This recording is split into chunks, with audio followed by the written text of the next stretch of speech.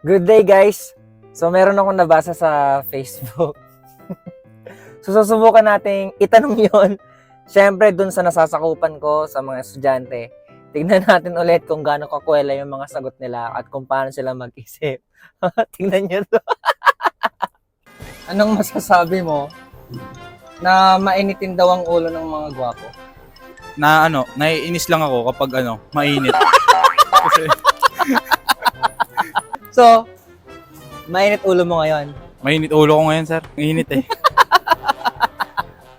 Anong masasabi mo na mainitin daw ang ulo ng mga gwapo? Sir, totoo yun. Nanggigigil ako sa mga taong ganun eh.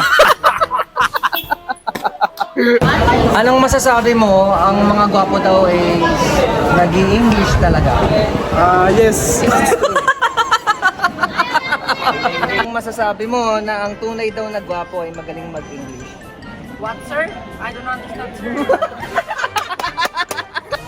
Ang tunay daw na gwapo ay laging mainit ang ulo. Anong masasabi mo doon? Ha? Totoo yun, sir. Patingin nga ng galit. Ang tunay na gwapo daw ay magaling mag-English.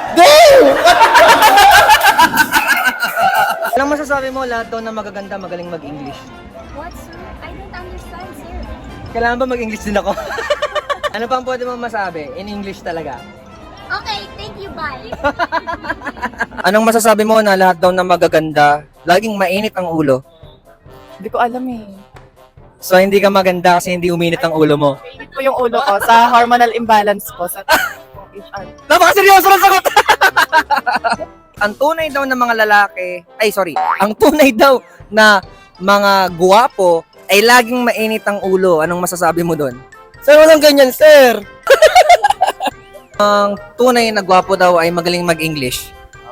I believe, yes, I'm go home. Ano dapat ba? You is go home yun eh. You is go home. You is go.